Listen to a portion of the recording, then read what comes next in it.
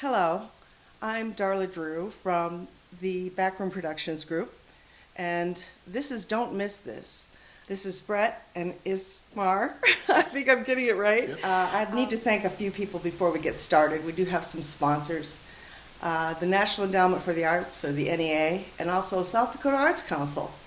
So let's dive right in with the Rushmore Music Camp and Symphony Group. I don't really know what to call you. What's your name exactly? So we Introduce are- yourselves. And Yeah, well, first, Darla, thank you so much for having me. My name is Brett Walfish. I'm the executive director and co-founder of the Rushmore Music Festival on this morning, along with one of our cello faculty and board members, Ismar Gomes. Okay, all right. And so Brett and Ismar, that's who we have here this morning.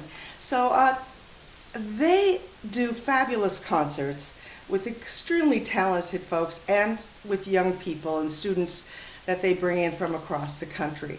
Tell us a little bit more of a background of how you started the camp or the festival and how it ended up in Rapid City, South Dakota.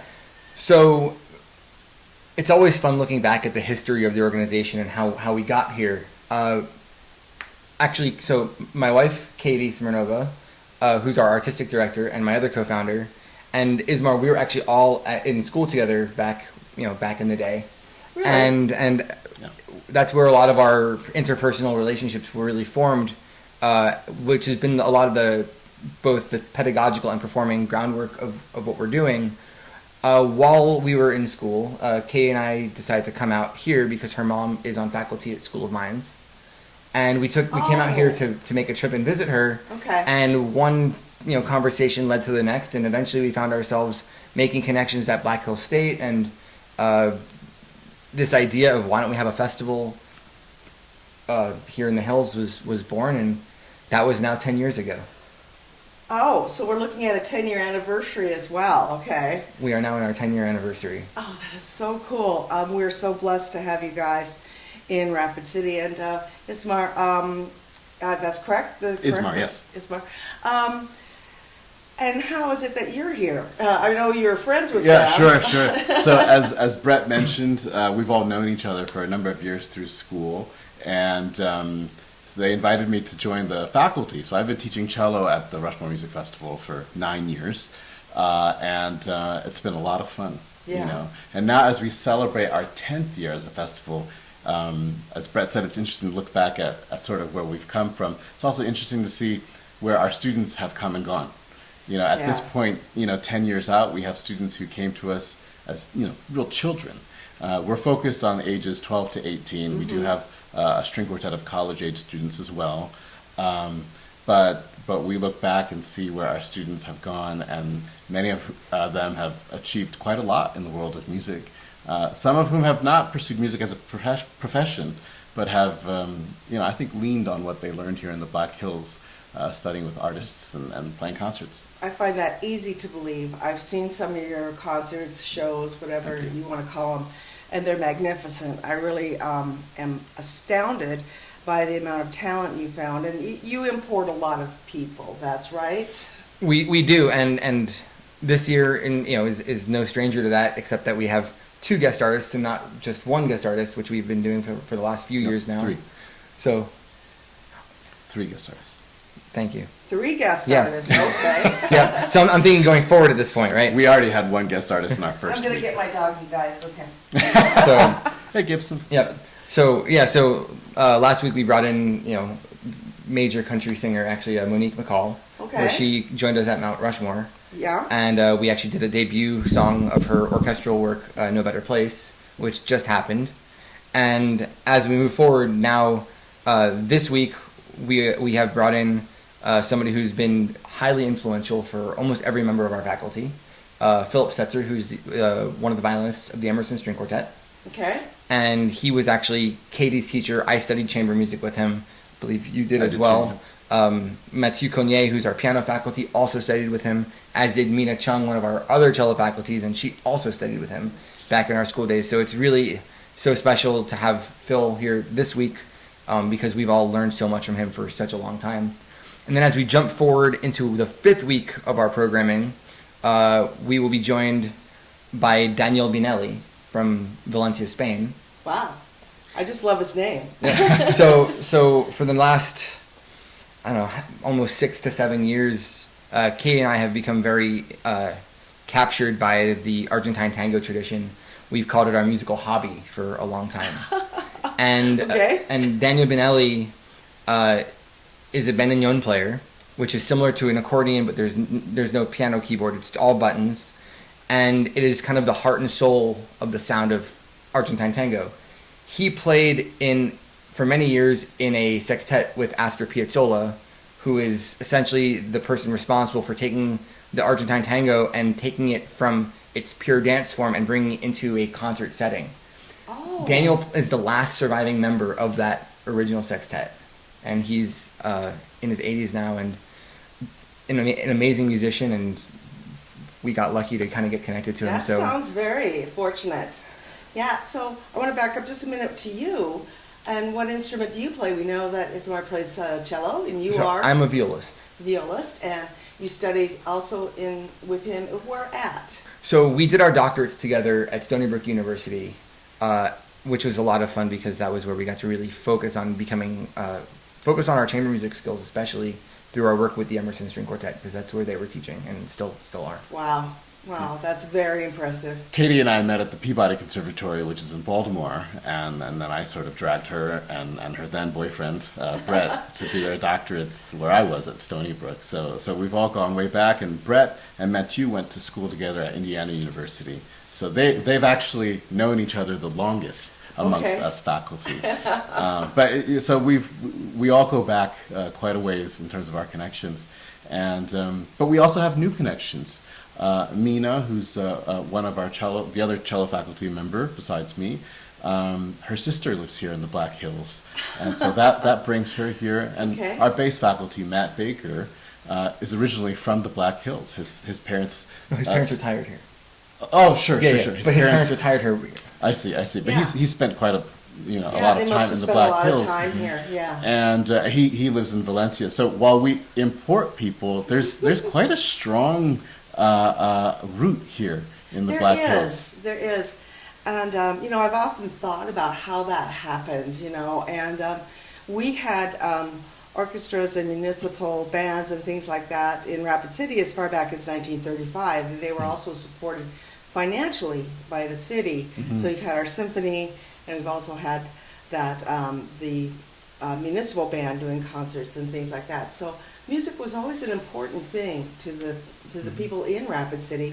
We're kind of isolated, as you know, and to get something here, we kind of had to entertain ourselves, so that's how I think it started. There's no question that we wouldn't be here without community support, and quite significant community support, not just in terms of volunteers, but also the organizations that have come forward to help us build what we've built.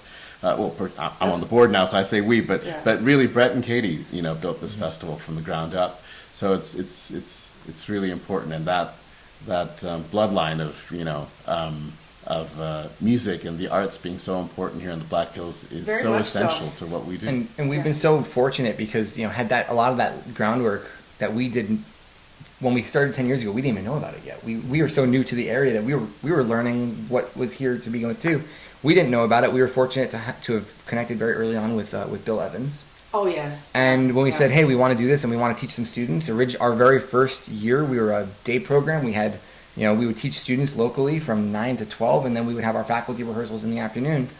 But that very first year, and even the second year, as we start to slowly expand, balancing teaching with our concert engagements in the area, it was the local students that were found by, Bill would put us in touch and say, hey, this student is going to benefit. And those students were really the ones that helped us to figure out where, how much of our teaching festival are we, and as it turns out, now we are an overnight 6-week festival. Every student that attends comes on a full tuition fellowship, paid for not through an endowment, but actually through the generosity of donors who support and granting organizations. That is unbelievable. I didn't know that really until I think maybe 2 years ago that they were all on a scholarship. And yes, Rapid City also has an excellent orchestra and band program. It's very supported in our schools, and Absolutely. So the kids get a good background, and they really can go on from the background they get there. So we've been blessed with really great teachers as well. And you mentioned Bill Evans, who's now on city council, but yeah, he was a teacher for many, many years. He threw chairs at my daughter. I think me saying that doesn't surprise me would not offend him in any way. No, I think he had confessed to it. And Brett and Katie have built a successful teaching studio here in the Black Hills as well. And, we've had students from the Black Hills over the years, of course, at the festival, and they're still a backbone to our festival. Yesterday I was coaching a quartet of students, 3 of which are from the Black Hills, and it's amazing because they come here and they get to interact with students from around the country, both coasts. We have students from Canada as well, South America, but also to interact with faculty who come from kind of everywhere, as well as the guest artists. So it's a really fun and enriching experience for them. And this year, to piggyback on that, it's particularly exciting because we have kind of 2 different generations of students who are local. Okay. We have, in our quartet in residence, we have one student who grew up here. He's now in college. He's actually at Indiana University studying with my teacher from undergrad. And then he's playing in the same quartet with, so his name is Asher Burke, and then Karina Carley, who moved here, I think, 4 or 5 years ago with her family. They actually moved here during the pandemic. So we were open. Yeah. Well, but they moved here because they saw the art that was going on here, and they saw so many things the ways that they could be involved with the community too. And she's now actually going to start a master's down at Florida International University in the fall. She's actually 19 and she's going to be starting a master's program. Amazing. But these 2 students are in this quartet together. But then as we move down in age, we have 2 other students, and they're both very good violinists. One goes to Stevens and one goes to Central.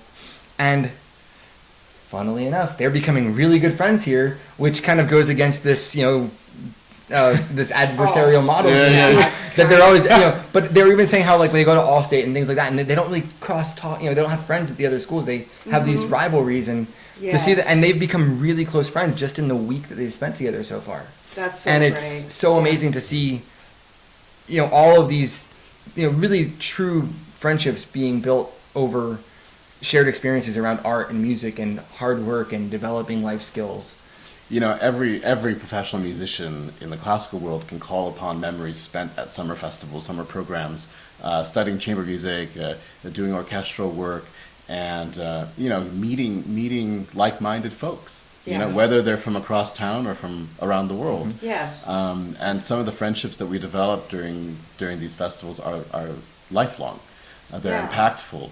And not everyone goes on to a career in music, and that's okay. It's the skills that we learn, the discipline, the artistry, the ability to work with one another. Right? Listening, they can listen. These are skills that are sometimes lacking in the world these days.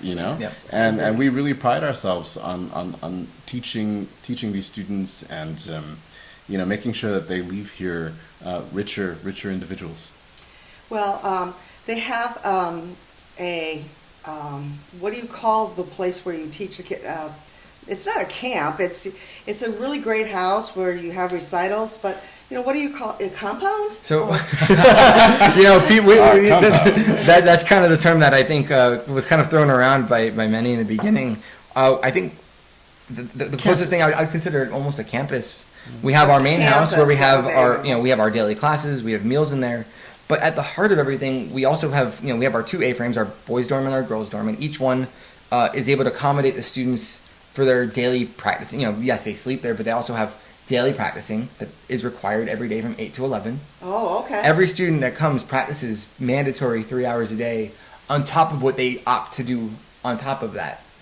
But of course, no matter how many rooms we have for 20-something kids to be practicing all the time, we also have 6 practice cabins, and those have all been sponsored or are currently awaiting naming right sponsorship, actually. So some are actually open for naming still. Get in touch if you're interested. Yes. And everything that, those naming rights, and, it's our way of honoring the people that do it, but it's also their way of really helping contribute to making this education possible for the next student and the next student after them.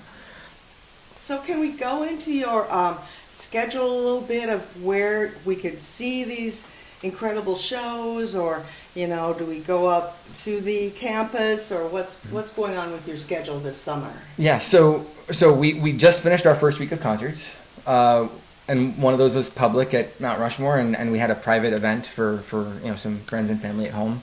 And as we move forward, we're going to have also a number of public events that are being advertised publicly. We have Philip Setzer this weekend from the Emerson String Quartet will be joining us at Meyer Hall on Friday. And then on July 19th, which I believe will be after this is released, we have Daniel Benelli, who I mentioned earlier. He will be joining us for Spearfish Festival in the Park, also up in Spearfish. And then we have some smaller events that are, if people are interested in attending. Every week we have a small showcase.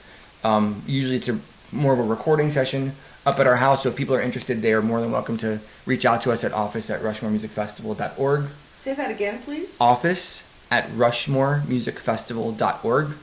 And we'd be happy to share more information with them if they're more curious about what's going on in between. We have student classes going on, and we try to make those available to the public. So if people want to just come, stop in, watch lessons, watch the master classes. We have our audience engagement class every day, which is where we actually train our students to think not just about how do I practice and how do I play, but how do I ultimately communicate with the world artistically, and engage meaningfully with our art, with the general public. And those classes happen every single day for the students. Sometimes from 11 to 1, sometimes 12 to 1. Sometimes we take all the students and working with them in one group. Sometimes we split them in half. I'm so glad to hear that, because really artists kind of miss that particular point of their job, which it is. It's a career, it's a calling, it's a talent, but there is a business aspect to it. There's a how you present yourself type of aspect, and all those things are important when it comes to getting out in the public and getting them to see you again. And engaging them in the first place, I think. I think in many arts industries we find ourselves wondering why people aren't coming. And we've often talked about this, and this is a big part of why the audience engagement is so important. How do you attract people to what you're offering, and how do you then make what you're offering a compelling event that someone's going to say, I want to do that again. I want to be back there. Want to feel that? Yeah. So I'll just add something about the concerts. We have a wonderful program called the Beethoven Project. I've heard about this. Okay. I was going to ask. Okay. So we've been working with the engineering department at the School of Mines, and so they helped us to retrofit a passenger van with a 16-foot portable stage. And so what this allows us to do is to transport not only our students, but this concert stage all around the Black Hills to deliver concert experiences in places that might not otherwise get them, and to people who might not otherwise be able to attend. There are many reasons why people can't attend concerts. The ticket prices are often exorbitant. Sometimes people are really turned off by these fancy venues and what they perceive to be as dress codes and things. Or there's also issues of access. Things being far away, things being in the evening when people don't want to be out driving, and wheelchair access. All these things are really important, and something that's been at the core of what we've worked on here at the Rushmore Music Festival over the years is trying to get this music and art to as many people as we can. Access is so important. It is. And also getting over that, I think it's almost a fear or intimidation people have of particularly classic or chamber music. They have, once they experience it, they're like, oh, it's this, I love this. But like with any style of music, even blues or rock and roll, bluegrass, whatever it is, you have to have exposure. And in Rapid City, we do have those good school music programs in the background, but the performance aspect of it is intimidating, I think, and we're isolated here from a lot of those things. It's so great that you're bringing it out to people. That's a way to get them, you know. We're doing our best, and to be honest, you know, in a selfish way, this is also very important to us pedagogically. Yeah. Because it gives our students lots of extra performing opportunities, you know. These are students who are selected for our festival. Remember, it's a fellowship program. It's a very competitive audition. So Oh, it these are is. some of the top young players in the country. And you know, giving them this opportunity not only to perform, but then also for the community to be able to experience these, you know, sort of young stars before they hit the big time is really cool. It's really fun. So to kind of touch on two things, you know, I've always laughed at the fact that I think that, you know, I think everybody loves classical music. They just don't all know it yet. Yeah. And to the application process, just to kind of put the fellowship into more perspective, I mean, we get between 50 and 100 applications every year for 24 spots. Oh, uh-huh. And, yeah. and every year that number of applicants has been growing. Of course. So, Yeah. and all these students come from all over the country, some from outside of the country. Mhm. We've had students come from Spain and Hong Kong. We've had students coming from Hawaii, which is within the country, but it's a very long commute to get here. And Yes. a completely different Commute, time yeah. zone. Yeah, right. You know, but I mean, we have, you know, every year we have a number of students coming from Florida and New York and California and, you know, and other major cities, and it's really been exciting to see how all these different cultural backgrounds of the students impact each other, you know, impact them. They impact us too. Right. For us to see what is a student's personality and, you know, life shape, like, you know, with this younger generation than we are, of course, when they're from California versus when they're from Florida, when they live in a big city like New York, or they live, you know, maybe a smaller town, even, you know, outside of Cleveland, Ohio. We have all these different personalities, and you get the individual kids' personalities, and you have the you know, the slight area quirks, you know, and how they interact with each other. I think that the Black Hills provide some kind of a mystical inspiration. I know I'm Absolutely. being a bit, Yeah. I don't know, some kind of wonky there. Not at all. But it's True. true. I think it really does inspire music, just the beauty and the, I don't know, the background of the arts and also the native culture here in South Dakota. So we have those things going for us as well. I've really enjoyed our talk today. This has been so enlightening for me, and I hope for our listeners, viewers as well. And so if you'd like to just give us your contact information again, and how long is your festival going, you know, so that it kind of our viewers will know that they have to do it now. So yes, so we have classes going on. It's a total of 6 weeks. So between today, all the way up until July 27th, we have daily classes going on. Okay. We have, you know, recording sessions that we can arrange for people to attend if they're interested via email. So Okay. office@rushmoremusicfestival.org. And if people are interested in attending, they should definitely reach out to us, and we will get back to them. What's your website? www.rushmoremusicfestival.org. Okay. And then we also have the couple of, you know, public concerts that are, you know, very, very open, that are also, that, you know, as we talked about earlier on the show. And then if people check up on our Facebook and Instagram, they might just find some of these Beethoven events springing up randomly. I love the name Beethoven, and the fact that you work with the School of Mines. You know, they seem kind of like in their own little universe sometime here in Rapid City. That engineering and the arts don't really quite mesh, but they do. They do indeed. really do. They do. Yes, and I'm really loving the fact that you guys have, and gal, have seen that, worked through it. Yeah, Katie's not here today, but she is a big part of this. I hope we can put some of your music on the end of this interview so that the viewers will get to listen to the great music that you guys did last year at your winter concert. And we'll take time to look you up and find out a little bit more, because it's really worth the time. And it's exceptional music. You'll just be floored by the quality of the students that are coming in as well.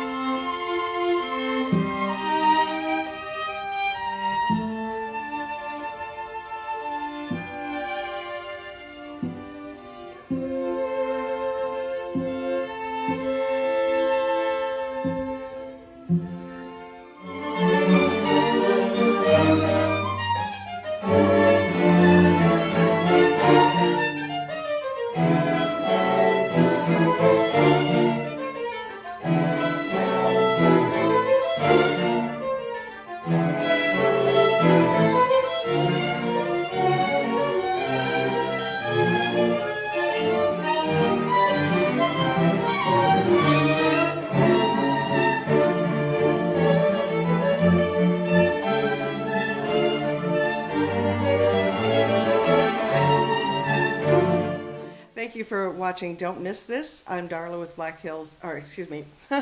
with Backroom Productions.